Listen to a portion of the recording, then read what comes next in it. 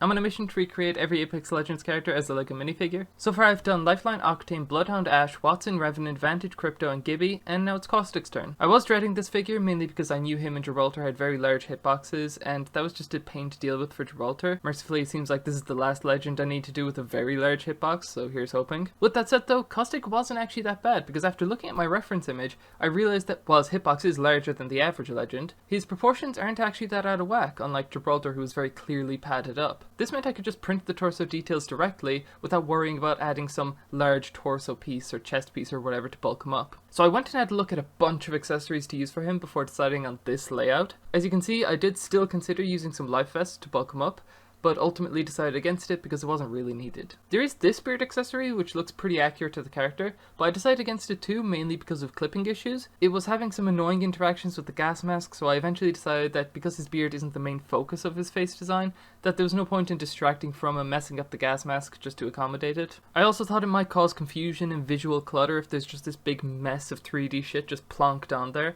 so it's more readable and a lot cleaner for the beard to just be printed. With that I started on the face print.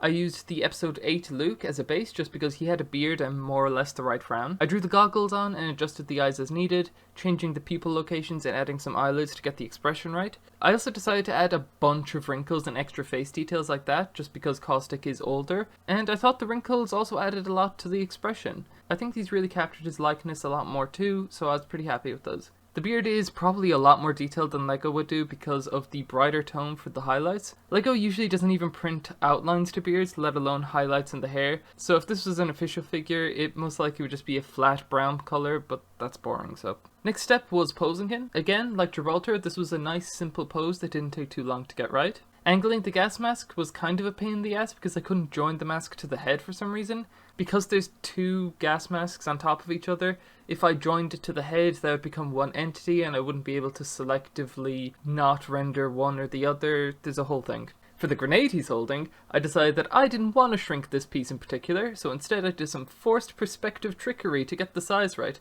which I thought was pretty clever. Also completely pointless, like this was such a waste of time. It achieved exactly the same effect, but with more effort, like I don't know. Next was the torso print, which was nice to do again finally. There were two main decisions I had to make for this print, the first being not to include the canister as a print high up on his chest. The reason being that the tubing accessory has a connection point at the front in the middle that I figured would do the trick anyway because it is physically there and I could just colour it grey. The second decision was with the colour of his torso print. There was a noticeable discrepancy between the in-game model and the reference image here. Specifically, the in-game model clearly has two distinct areas of different yellows for these areas, the darker of which I thought looked like a medium nougaty colour. So I went with that initially, but after seeing how it looked on the figure in Blender, I decided to go with the reference image and just have the whole thing be the same shade of yellow. It looked much better and more recognisable this way. Then I started on his waist print, which was pretty awkward and annoying if I'm being honest. There was a slight overhang on his bottom canister over his belt in the reference, so I had to continue the print into the belt, which was mildly inconvenient. But the main thing that I didn't like was how boring the belt section was. He's just wearing a grey belt with a black buckle, no interesting textures or details or anything. I tried to add some lines and scuff marks just to make it a little bit more interesting, but ended up dialing it back quite a bit before finding a balance I was happy with. Easily the most unremarkable section of a minifigure I've done to date. Next was the right leg print. This was actually pretty nice to do because everything was pretty obvious in terms of what details should go where. Really painless translation in that way. I gave him dual molded legs with a dark grey upper part and black boots, and that meant I could just print a bit of grey onto the boots and it was grand. The bottom flap of his outfit was also printed on here. Much easier than Gibraltar's one because all I had to worry about was these two simple symmetrical pockets and that's it. Nice and handy, nothing to write home about really. I did have to shift the pocket down a little so it didn't disappear under his waist piece, but that's pretty much it. His left leg wasn't just a copy and paste horizontal flip job, because there was a few details that needed changing. The shadows cast by his pockets and the dirt scuff on the bottom needed some changes, but also I thought I should include one of those large canisters as a side leg print since it'll be facing the camera. I actually think this looked really bad until right at the end of the process as I was drawing it. Makes you realise that you really can just add highlights, shadows and a thick ass outline to anything and it'll look good. Who knew?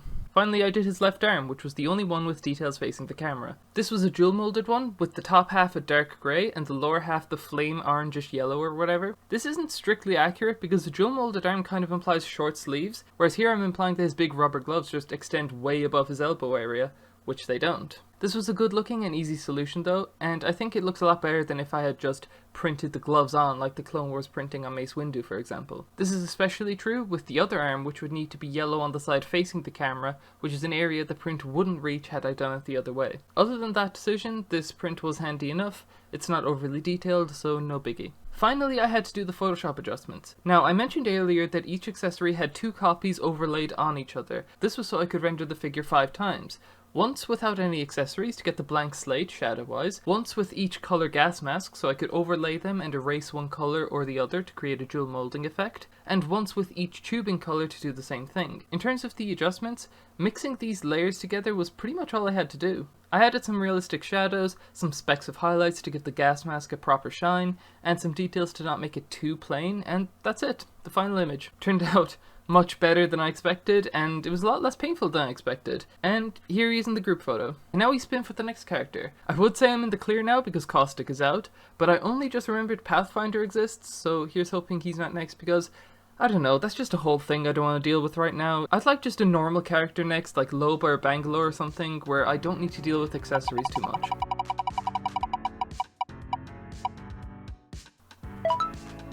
Yeah, okay, I could do that.